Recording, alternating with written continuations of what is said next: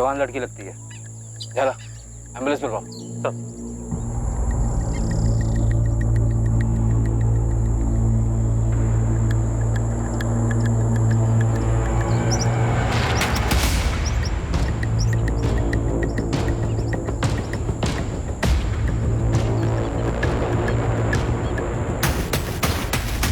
Sir आसपास तो कोई सुराग नहीं मिला। बॉडी पर भी कोई आइडेंटिफिकेशन नहीं है। और सर जिस गांव वाले ने बॉडी को स्पॉट किया उसने भी किसी को आता जाता नहीं देखा सर।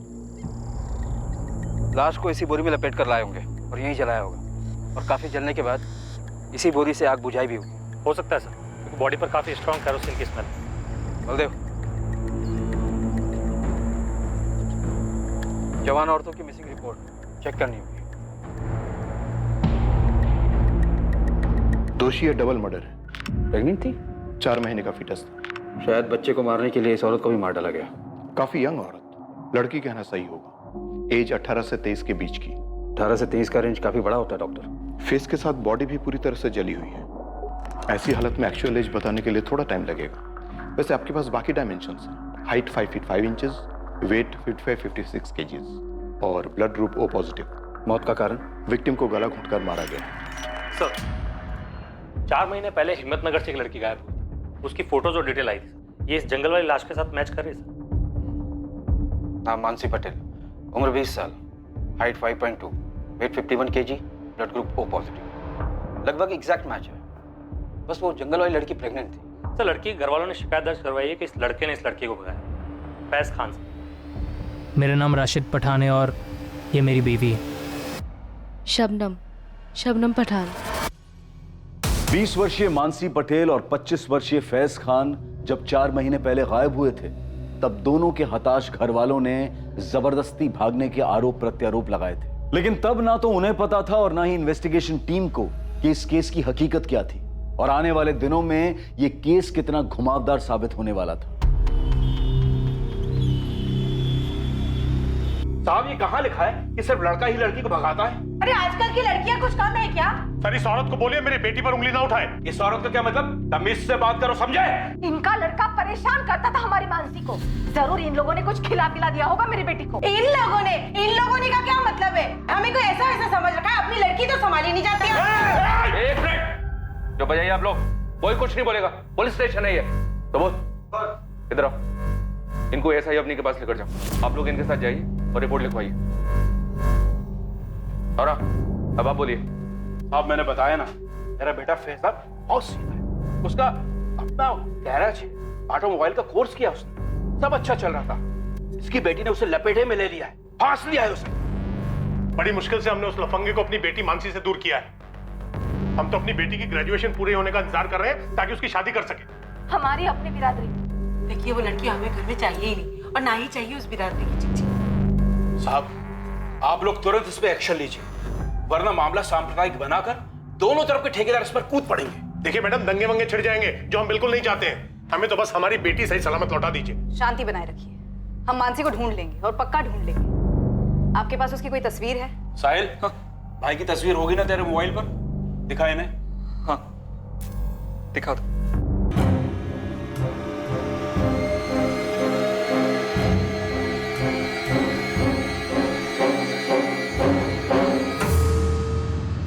देखिए, आपको तो बताइए किस तरह से चिंगारी सोशल मीडिया पर सुलगाई जाती और उस चिंगारी से बनी आग पूरी बस्ती को जला देती। तो मेरा मशवरा यह है, थोड़ी शांति रखिए आप लोग। जलेबी लाश की फोटो और पोस्टमार्टम रिपोर्ट हिम्मतनगर के करमवीर नगर थाने भेजो तुरंत।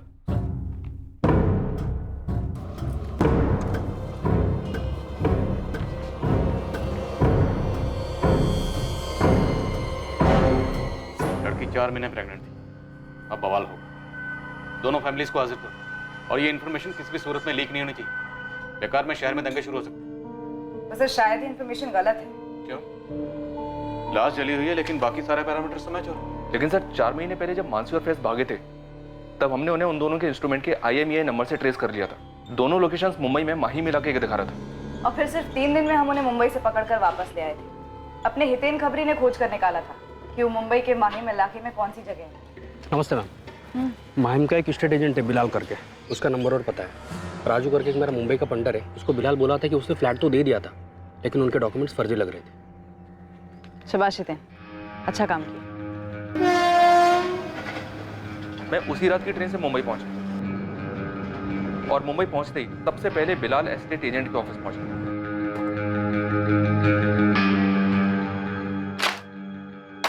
ये डॉक्यूमेंट्स फर्जी हैं बिलाल।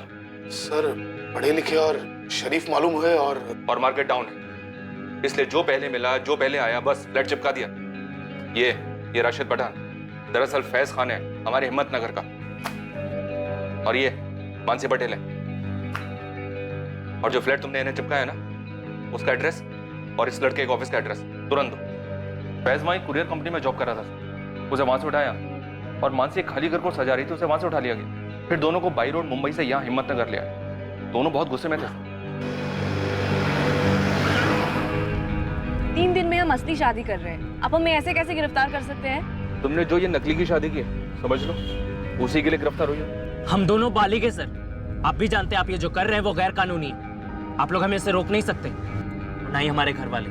अगर वो लोग तुम दोनों को अपनी जिंदगी जीने से रोक रहे हैं तो उनके खिलाफ शिकायत करो, बजाय इसके कि फर्जी डॉक्यूमेंट्स बनवाओ।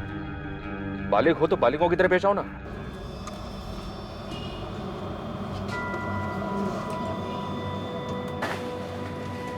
राम जी, सविता जी, अगर आप लोगों ने दोबारा ऐसी कंप्लेन की तो हम कोई एक्शन नहीं लेंगे। लड़की आपकी बालिग है और हमसे 1000 बार कह चुकी है कि वो अपनी मर्जी से फैज के साथ गई थी। इसे ये सब बोलने के लिए मजबूर किया जा रहा है। मुझे किसी ने मजबूर नहीं किया है। तू चुप रह, मुंह बंद रख। चल घर चल तू, चल। अरे नईम जी, देखिए ये आपका घरेलू मामला है, अगर आप इसे घर में ही निपटा लें तो अच्छा है।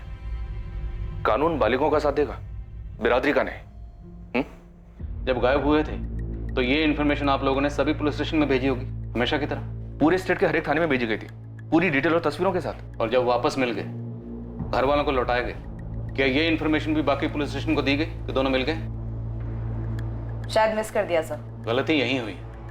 प्रांतीय पुलिस को अभी भी लग रहा हो कि दोनों गायब हैं, इसलिए दौड़ 2-4 हुए।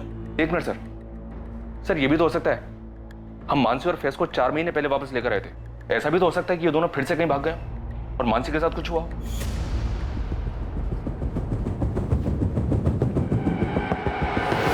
पुलिस को अब एक चौंकाने वाली खबर मिलने वाली और मानसी पटेल मर्डर केस की तहकीकात एक भवंडर में भंवर का अनुभव देने वाली थी।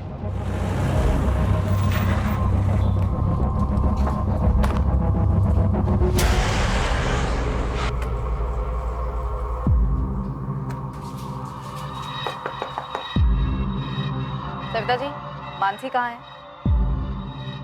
दास जी, मैं कुछ पूछ रहा हूँ आपसे। मुझे नहीं पता फैज कहाँ है। 4 दिन हो गए उसे भागे हुए।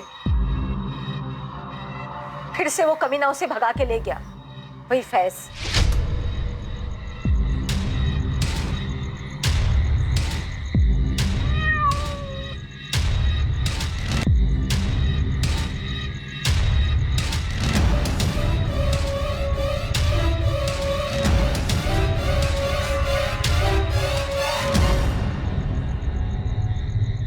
फैज के साथ आखिरी बार बात कब हुई थी आपकी? बताया तो 4 दिन पहले भागे हैं वो।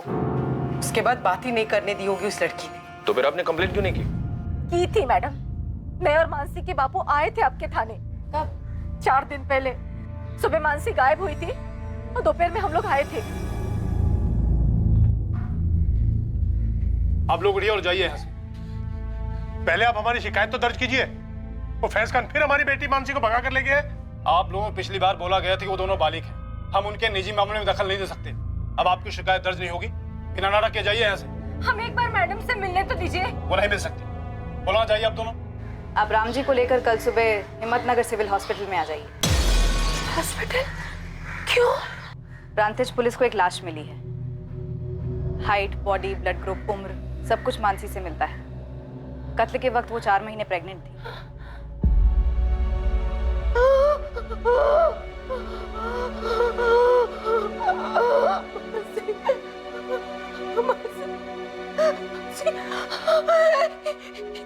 ये क्या कर दिया हमारी मानसी को?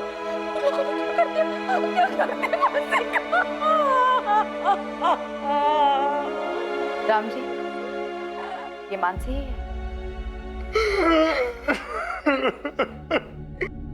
साहब, फैज हमारी सुनता ही नहीं था। इस बार पक्का इरादा करके भाग गया वो उस लड़की के साथ। तो आखिरकार आप कबूल करते हैं कि आपका बेटा फैज खुद अपनी मर्जी से मानसी के साथ भागा था? 1000 बार समझाया उसे, लेकिन उसके सर पे जैसे कोई जुनून सवार था। मानसी को कुछ दिखाई नहीं दे रहा था, उसे कुछ सुनाई नहीं दे रहा था। हमने तो अपने समाज के गुरुजी से भी बात करवाई थी उसकी। मौलवी साहब भी आए थे घर पर फैज को समझाने के लिए।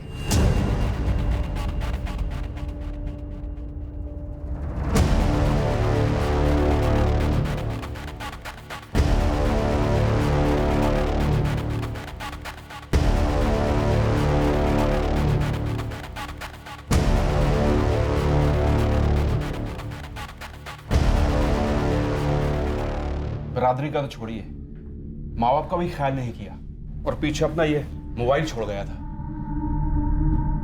साहिल, इसका पासवर्ड मालूम है तुम्हें? जी नहीं पता सर। एफएसएल भेज देता हूँ सर, पासवर्ड क्रैक करने के लिए। बोलो अर्जेंट। सर साहब, इन दोनों के बारे में कुछ पता चला? मर्डर हुआ है मानसी क्या ये क्या कह रहे हैं आप? और कत्ल के वक्त लड़की 4 महीने प्रेग्नेंट थी। फैज के अलावा किसी और पर शक? कोई दूसरा बॉयफ्रेंड रहा हो? और कोई नहीं था। बिरादरी में से किसी को कुछ पता चला हो और गुस्से में कुछ कर दिया हो बिरादरी की इज्जत के खातिर? क्यों राम जी? जी नहीं मैडम, इस फैज को फांसी नहीं, इसको जिंदा जला देना चाहिए। क्या बोल रहे हैं आप? मेरा बेटा किसी का खून नहीं कर सकता। सब गलती की है मेरे बेटे ने, लेकिन वो उससे बहुत प्यार करता था। और अगर इस तरह मार ही डालना होता तो 3 बार उसके साथ भागता नहीं वो। क्या 3 बार? इसके पहले तो मुंबई भागे थे ना, जब वापस लेकर आए थे हमें। उसके पहले भी कहीं भागे थे? मुंबई जाने से पहले एक बार और, उसके 1 साल पहले। दरअसल वो लड़की मानसी मेरे बेटे साहिल की दोस्त थी। क्लासमेट? मानसी मेरे बेटे साहिल की दोस्त थी। क्लासमेट थी sir. Happy birthday to you. Happy birthday to you. Happy birthday to you. Happy birthday dear Sahil. Happy birthday. अरे पहली बाइट फैमिली को।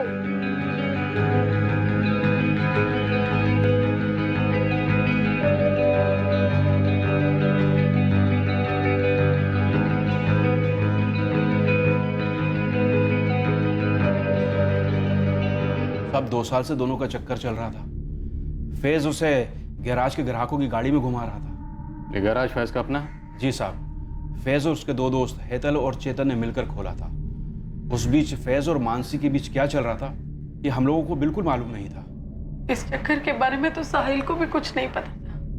जी नहीं मालूम था सर। पहली बार साहब जब फैज रात को देर से आया तो हम लोग बहुत परेशान हो गए थे। रात भर ढूंढा हमने उसे, पर वो कहीं भी नहीं मिली। हम पुलिस के पास जाने के लिए निकल ही रहे थे कि मानसी वापस आ गई।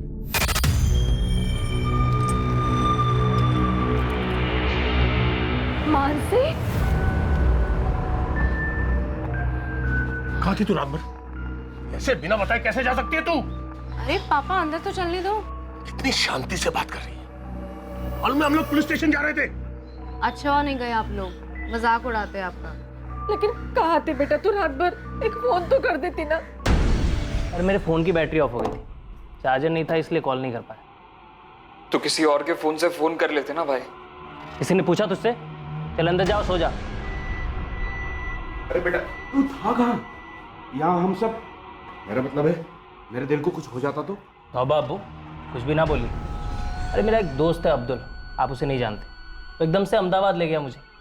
उसकी कोर्ट मैरिज थी ना, तो गवाही देने गया था। गवाही देने? कोर्ट में? क्यों? कोई दूसरे कौम की लड़की थी? रश्मि नाम है मेरी फ्रेंड का, रश्मि शर्मा। शादी कर रही थी वो अब्दुल शेख के साथ। तू ही मिली थी उसे गवाह बनाने के लिए? अरे पापा वो मेरी बहुत अच्छी फ्रेंड है कंप्यूटर क्लासेस से। देख मानसी, ये तेरी पहली गलती थी। इसलिए हम लोग तुझे माफ कर देते हैं। पर एक बात तो अच्छी तरह से समझ ले कि अगर ऐसा काम दीदी अपनी बेटी भी करती ना, और कोई लड़की उसकी गवाह बनती किसी और धर्म के लड़के के साथ में शादी करने के लिए, तो मैं अपनी बेटी और वो लड़की दोनों की खाल खींच लेती। समझे तो? समझा आपकी बात, बट ये अब्दुल कोई गैर कानूनी काम नहीं कर रहा है, तभी तो कोर्ट मैरिज कर रहा है। बाकायदा मियाँ बीवी अपना अपना मजहब मानेंगे। आपको डरने की कोई जरूरत नहीं, मैंने कुछ गलत नहीं किया, और ना ही रश्मि और अब्दुल ने। फैज,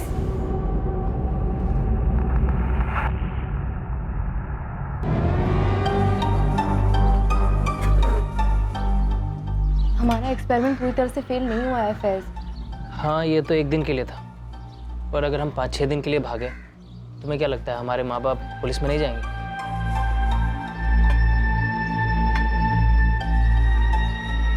मुझे तो लगता है कि हम डायरेक्ट बता ही देते हैं, मम्मी पापा ये फैज है, फैज खान, मैं इसे लव करती हूँ और हम शादी कर रहे हैं, बस फिर स्टोरी खत्म। चुप, स्टोरी शुरू होने से पहले ही खत्म हो जाएगी। तो फिर और क्या करें? एक काम करते हैं, एक बार फिर से बात देखते हैं, मेरे अम्मी अब्बू और तुम्हारे मम्मी पापा पीछे पड़ते हैं। डन।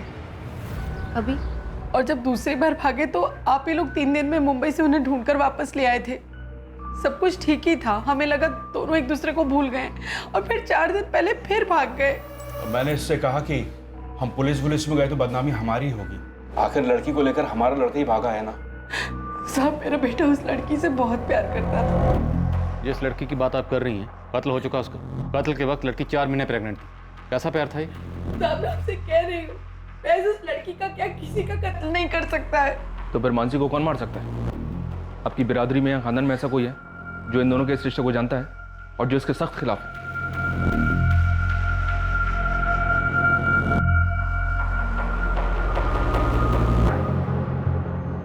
फैज ने नहीं तो किसने और क्यों मानसी का कत्ल किया? इसका जवाब फैज ही दे सकता था, जिसके लिए पुलिस ने मैनहंट जारी कर दिया।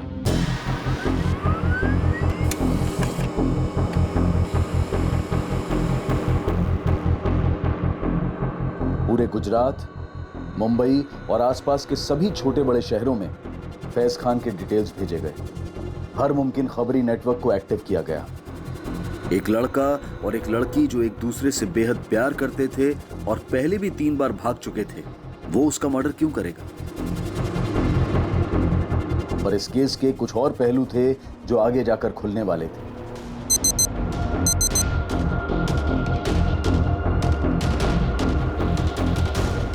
कुछ और खिलाड़ी थे जिनका किरदार उभर कर आना बाकी था।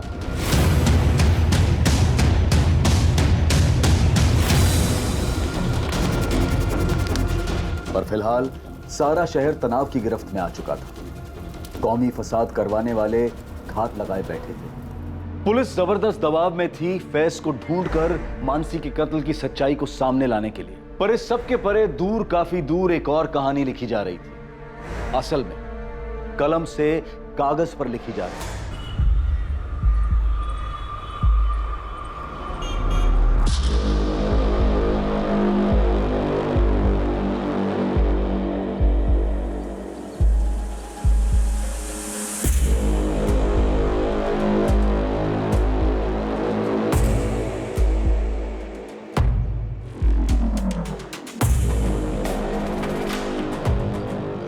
बब्बन, काम ठीक से समझ गए हो ना? नहीं भाई, ये हमारा रोज का काम है, फिक्र मत कीजिए, आपका काम हो जाएगा।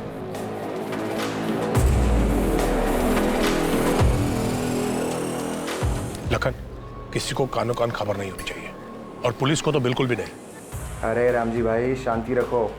आपने बोल दिया ना मामला घरेलू है, बस घर तक ही रहेगा। अब ये घरेलू मामला नहीं रहा साहिल। मानसी का मर्डर हुआ और मर्डर के वक्त वो 4 महीने की प्रेग्नेंट थी।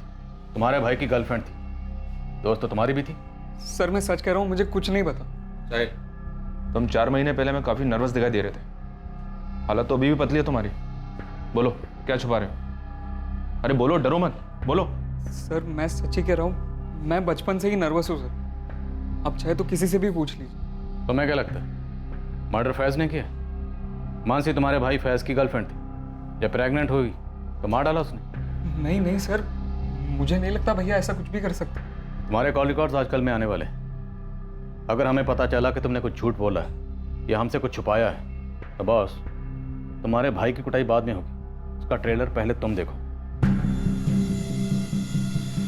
अपने दोस्त फैज को बचाने की कोशिश भी मत करना। सच कह रही हूँ, चेतन और हेतल तुम्हारे नटबोल्ट खोले जाएंगे। मैडम हम खुद परेशान हैं कि फैज कहाँ है और क्या हुआ है उसके साथ में।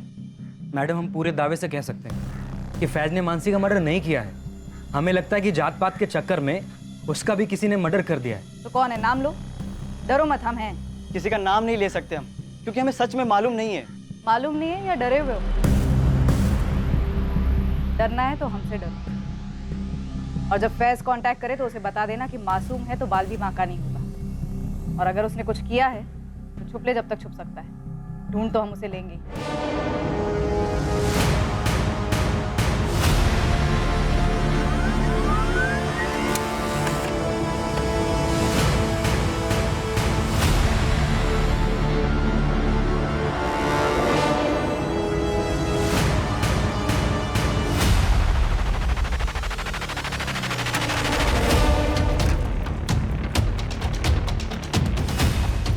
पोस्ट किए गए तीनों खत दरअसल एक ही खत की 3 कॉपीज थीं जो 3 अलग अलग एड्रेसेस पर पहुंचने वाली थी, और ये चौंकाने वाले खत मानसी मर्डर केस पर नई रोशनी डालने वाले थे। सर, फैज के भाई साहिल खान और उसके गराज के पार्टनर्स चेतन पंड्या और हेतल देसाई के फोन रिकॉर्ड स्कैन किए। कुछ शक करने जैसा तो नहीं निकला है। भाई साहिल खान पे स्पॉट डालना होगा। वो जिस तरह से नर्वस रहता है, उसकी बॉडी लैंग्वेज से लगता है कि फैज खान के बारे में पक्का कुछ जानता है। और ये एक लेटर है आपके नाम। आज के जमाने में लेटर कौन भेजता? किसने भेजा? फैज खान?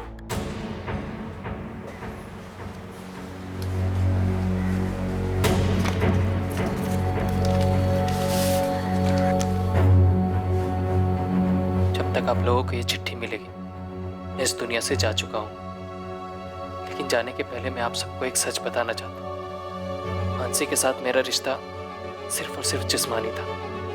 कम से कम मेरी तरफ से तो उतना ही था। 1 साल पहले जब हम अहमदाबाद गए थे, तब कोई रश्मि और अब्दुल की कोर्ट मैरिज नहीं थी। बस हम दोनों पूरा दिन और रात एक लॉज में थे। मुंबई में भी हम वही करते रहे जिसके लिए हम घर से भागे थे। पर जब पुलिस ने हमें पकड़कर वापस लाया और सभी बड़ों ने मुझे समझाया, तब मैंने सोच लिया था कि अब मुझे मानसी से ब्रेक ऑफ करना है।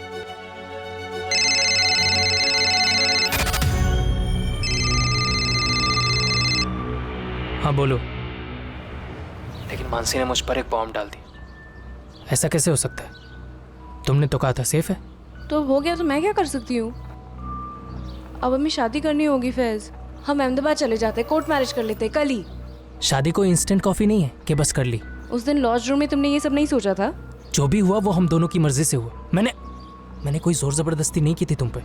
तो शादी करना तुम्हारी मर्जी नहीं है? इतना सब कुछ हो गया और सब बड़ों ने भी समझाया। मानसी, मुझे लगता है हम दोनों की भलाई इसी में है कि हम अब अलग हो जाएं। देखो, तुम इस बच्चे को अबॉर्ट कर दो, जो भी खर्चा आएगा मैं पे करूंगा। फैज, या तो कल सुबह तुम अहमदाबाद में मुझसे शादी करोगे, या फिर कल सुबह मैं पुलिस में जाके तुम पे किडनैपिंग और रेप का केस ठोक दूंगी, समझे? फिर देखो कैसे पे करोगे। मानसी, पिछले 2 बार की तरह मैं आज रात को भी 3 बजे निकलूंगी। तुम मुझे हाईवे पे मिलना, और अभी इसी वक्त अहमदाबाद के किसी लॉयर को हमारी शादी के लिए अरेंज कर लेना, वरना तुम बहुत पछताओगे फैज।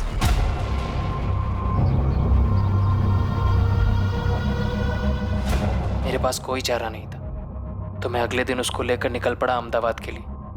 लेकिन हम अहमदाबाद गए नहीं। पर हम यहाँ प्रांतिज में क्यों रुकेंगे और इस सड़ियल घर में क्यों? क्योंकि मेरी माँ वहाँ अहमदाबाद में पुलिस हमें ढूंढ रही होगी। पर हमारी शादी हो जाए, फिर वो तो क्या, उनका बाप भी हमें नहीं टच कर सकता। मैंने उससे झूठ बोला उसका भरोसा जीतने के लिए, ताकि मैं अपना मकसद पूरा कर सकूं।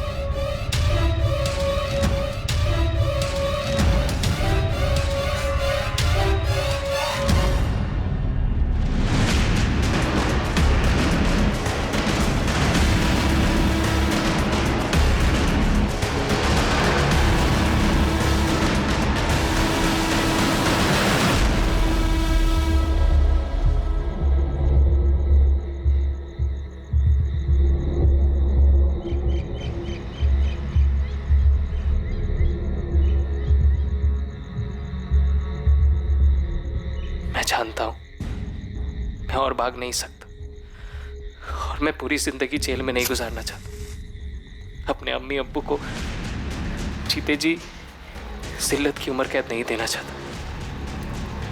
बस जाते जाते आप सबसे इतना कहना चाहता हूँ कि इस मसले को धर्म वाला मसला ना बनाया जाए। पूरी गलती सिर्फ और सिर्फ मेरी है, कमजोर खुदगर्ज इंसान। अल्लाह हाफिज अम्मी,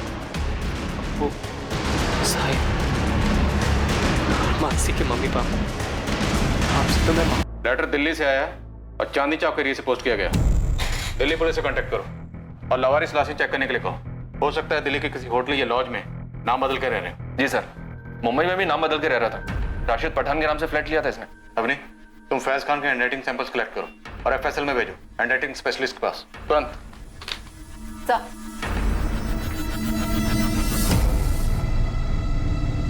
अब तो पुलिस को भी कोई शक नहीं होना चाहिए कि हमारी मानसी को इस फैज ने ही मार डाला।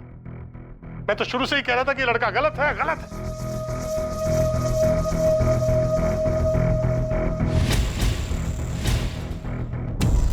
अल्लाह, ये क्या कर दिया फैज तूने? क्या कर दिया? नहीं, फैज ने क्या कर लिया?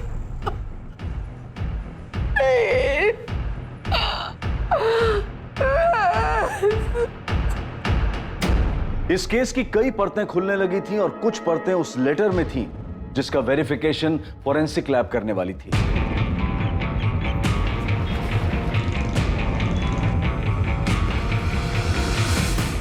दूसरी ओर दिल्ली पुलिस ने फैज को लावारिस लाशों में ढूंढा पर उनके हाथ कुछ नहीं लगा। लेकिन यहां तीसरी ओर प्रांतिज पुलिस, जिन्हें मानसी की लाश मिली थी, उनके हाथ कुछ लगा जरूर था।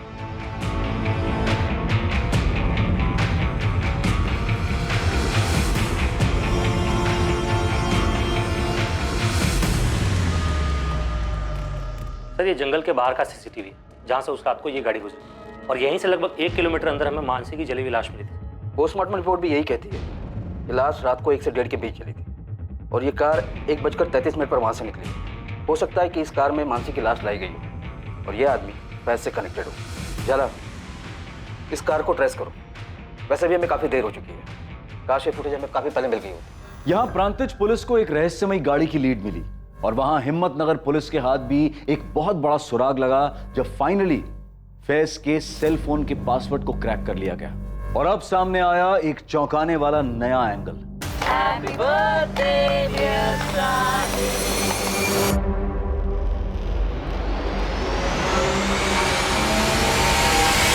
सर, मुझे यहाँ पे क्यों बुलवाया गया है? तुम्हें हमने नहीं, फैज ने बुलाया। फैज ने? हाँ शालू, हमने फैज के फोन का पासवर्ड क्रैक किया। उसमें से हमें ऐसी बहुत सी चीजें मिली जो तुम्हें मालूम थी, पर तुम तो सामने आई नहीं बताने के लिए। लेकिन फिर भी ये सामने आ गया। तुम्हारे और फैज के बीच में एक्सचेंज हुए मैसेजेस, रोजाना मैसेजिंग होती थी और ढेरों कॉल्स भी। हाँ सर, पर हमारे पीछे ऐसा कुछ नहीं था। मेरा मतलब फैज की तरफ से ऐसा कुछ नहीं था। तो तुम्हारी तरफ से था शालू?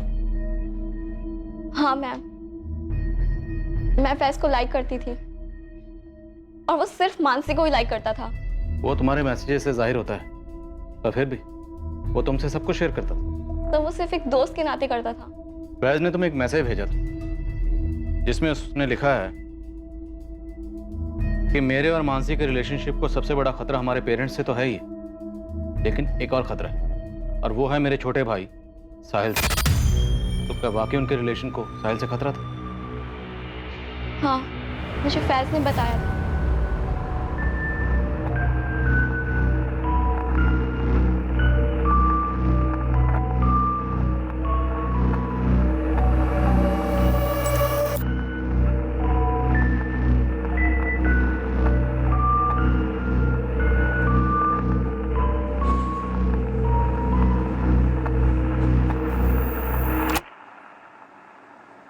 एक्चुअली मानसी फैज को साहिल के बर्थडे पर मिली थी 1 साल पहले ही, और उस दिन साहिल मानसी को प्रपोज करने वाला था।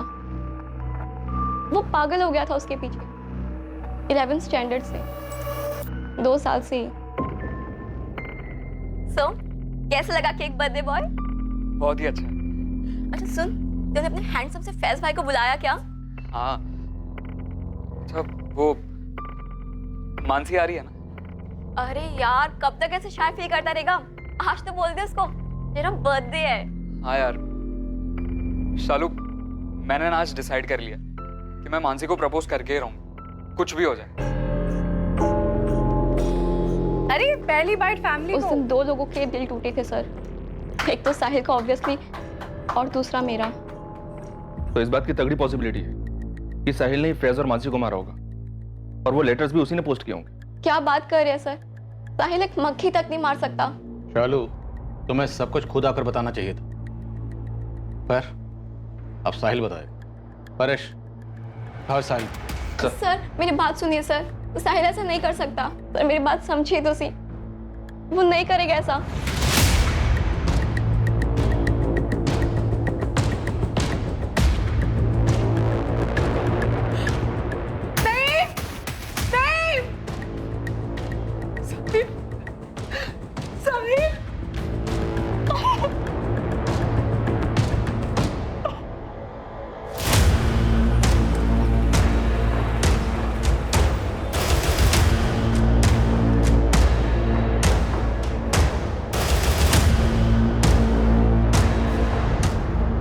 क्या ढूंढ रहे आप? देखिए, मुझे जानने का हक है। आप लोगों की गलत फहमी के कारण मेरे पूरे दिन का नुकसान हो गया। कौन भरपाई करेगा इसका? अरे कुछ बोलो यार।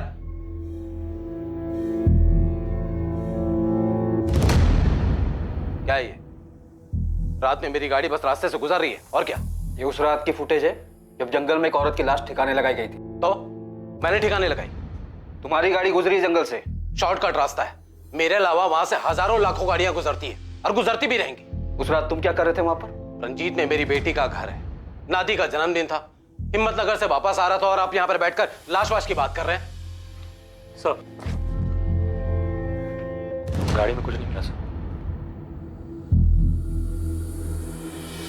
ठीक है, तुम जा सकते हो। खाली पीले टाइम खोटी करके रख दिया है।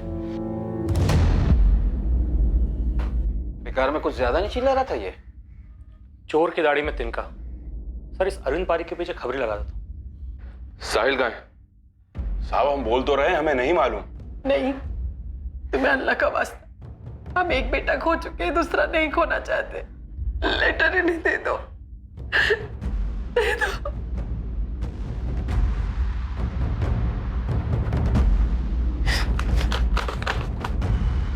अम्मी, अब्बू, दरअसल मैं मानसी से प्यार करता था, पर फैज भाई को वो अच्छी लगने लगी। मुझे इस बात से बहुत तकलीफ थी। मुझे पता चला था कि मानसी भी घर से गायब थी। ठीक तभी जब फैज भैया गायब हुए थे, मैंने 2 और 2 साथ में जोड़ लिया कि भाई और मानसी साथ में ही गायब हुआ होंगे। और मैंने भाई से पूछा, कल दिन भर और रात भर आप मानसी के साथ थे ना? हाँ, तो अम्मी अब्बू को बोलेगा, चुगली करेगा मेरी? मानसी मेरी गर्लफ्रेंड है, तुझे प्रॉब्लम है इससे? हाँ है प्रॉब्लम, क्योंकि मैं भी लाइक करता हूँ उसे 2 साल से। अबे ढक्कन, पहले क्यों नहीं बताया? आपको सब पता था। मैं दिन भर उसके बारे में बातें करता था। मेरे बर्थडे पे भी पहला केक मैंने उसे खिलाया था। आपको सब पता था। देख, अचकानी बातें मत। तूने कभी मानसी से कुछ कहा या मानसी ने तुझे कुछ बोला? नहीं ना? देख, मानसी अब मेरे साथ है, तुझे समझना पड़ेगा। नहीं समझना है मुझे। देखो भाई, अगर आपने मानसी के साथ कुछ भी गलत किया ना, तो मैं मार डालूंगा आपको, और फिर खुद को। इसमें हम क्या कर सकते हैं सर? फैज ने मारा हो या साहिल ने मारा हो, इनके पूरे खानदान को जेल में डाल दीजिए सर। जिसने भी मारा है हमारी बेटी को, हमें सिर्फ इंसाफ चाहिए।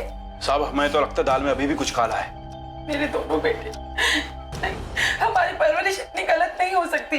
देखिए फिलहाल तो यही लगता है कि फैज ने मारा, और उसने मारने के बाद चिट्ठियां भिजवाई और खुद फरार हो गए। दिल्ली में फैज की लाश नहीं मिली, या फिर हो सकता है कि साहिल ने मारा और वो चिट्ठियां किसी और से भिजवाई उसने। लेकिन वो दिल्ली गया ही नहीं।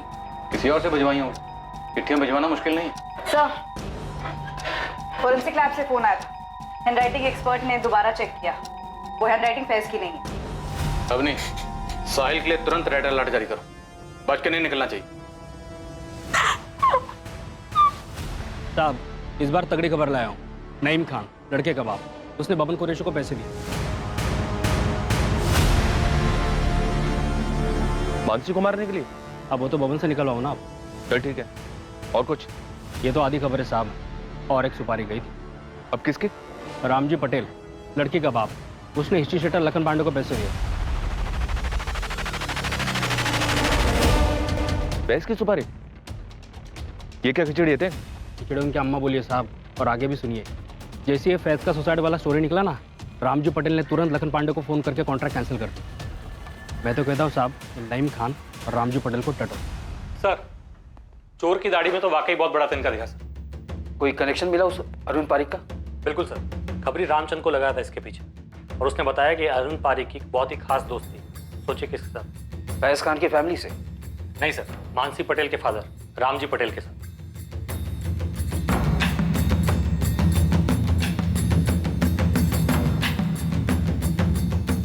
तो इस रामजी पटेल ने अरविंद पारिक के जरिए अपनी बेटी को मरवाया? कोई पहला केस नहीं है सर, ऑनर के लिए। और ये लड़की तो पहले ही 2 बार भाग चुकी है उस लड़के फैज खान के। झाला, हिम्मतनगर के कर्मनगर थाने में फोन करो। जी जी झाला सर, जी थैंक यू सो मच। कौन था मानसी पटेल का कातिल? क्या फैज ने सुसाइड किया था या वो जिंदा था? क्या मानसी के पिता रामजी पटेल ने पहले अपनी बेटी मानसी को मरवाया और फिर शायद फैज का कत्ल प्लान किया ताकि शक फैज पर आए? या फैज के पिता नईम खान का मानसी और शायद फैज की भी हत्या में हाथ था? एक तरफ आशिक साहिल खान भी पुलिस की रडार में एक तगड़ा संदिग्ध था। यह संभावना भी कमजोर नहीं थी कि फैज ने ही मानसी को मार डाला था और किसी और से लेटर लिखवाकर फरार हो गया था। परेश सर, ये दोनों हिस्ट्री शीटर्स पांडे और कुरैशी, जिसको नईम खान और रामजी पटेल ने सुपारी दी थी, दोनों के पीछे लग जाओ। सर अवनी, साहिल खान, तुम्हें जो करना करो, लेकिन ये साहिल खान मुझे आज के आज अपने कैबिन में चाहिए। जी सर। हाँ बोल हितेन। ईडर में हूँ मैडम, और वो आपका साहिल खान भी इधर ही है। बड़ा पॉइंट टिप दिया था मेरे को। पता कर कहाँ रह रहा है और पीछा कर, मैं पहुंच रही हूँ। जी मैडम।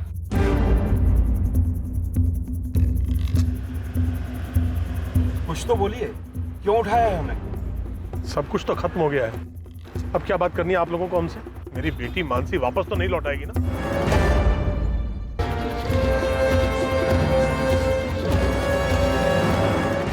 चल फटाफट शुरू हो जा, बता दे कि कैसे मारा मानसी को और फैज को भी। सर मैं सच कह रहा हूँ, मैंने मानसी को नहीं मारा, सच कह रहा हूँ सर।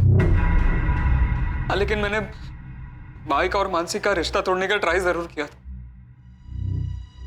जब पहली बार भाई और मानसी भागे थे और मेरा भाई से झगड़ा हुआ था, तब ना मेरे अम्मी अब्बू को पता था मानसी के बारे में और ना मानसी के माँ बाप को पता था, पर मैंने उन्हें बताया।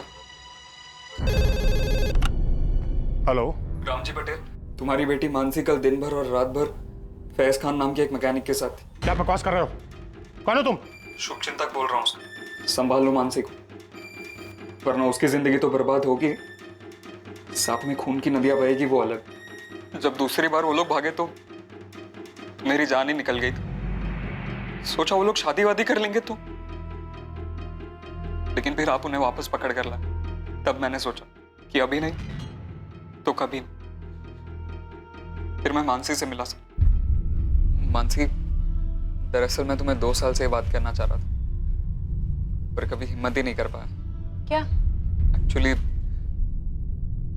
आई लव यू। साहिल, क्या मैंने तुझे कभी कोई सिग्नल? तू मेरे लिए बस एक ओके मत कहो। तो तुमने क्यों कहा इडियट? तुम मेरे लिए एक बहुत ही गुड और स्वीट फ्रेंड हो, और फैज के बाद उसके छोटे भाई। तो ये नॉनसेंस ना अपने दिमाग से निकाल दे। वो तो मुझसे नहीं होगा। फैज से मैं ब्रेकअप कर चुकी हूँ। हमारे बीच जो कुछ भी हुआ, अगर मैं उसे बुला सकती हूँ ना। साहिल तुम बात ही मत करो। देखो, फैज भाई को ये मीटिंग के बारे में कुछ मत बताना प्लीज। मानसी, तुम्हें मेरी कसम।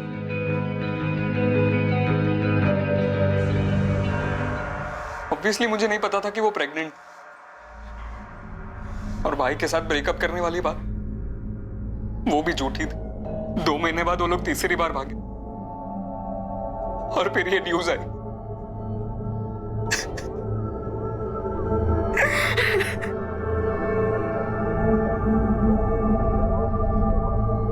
सर, परेशान नईम खान और रामजी पटेल को ले आए।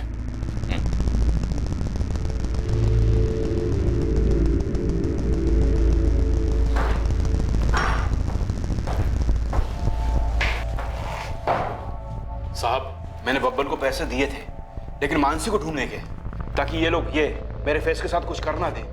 मुझे भी यही डर था।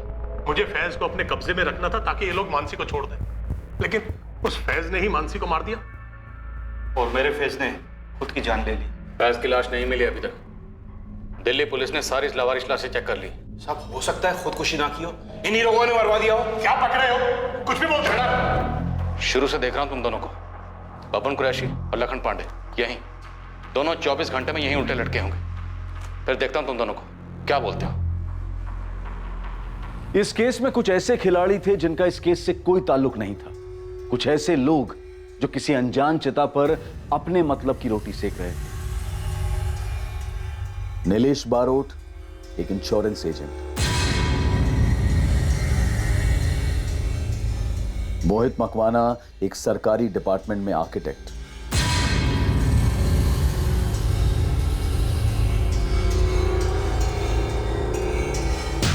और रुचिका एक हाउसवाइफ।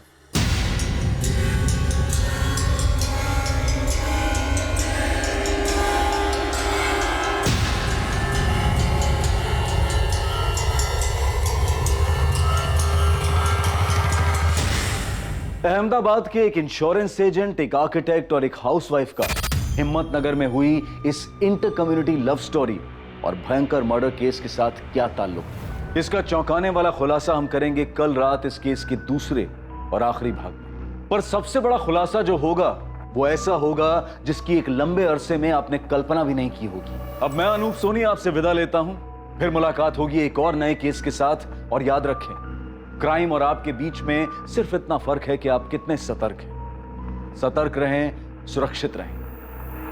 जय हिंद।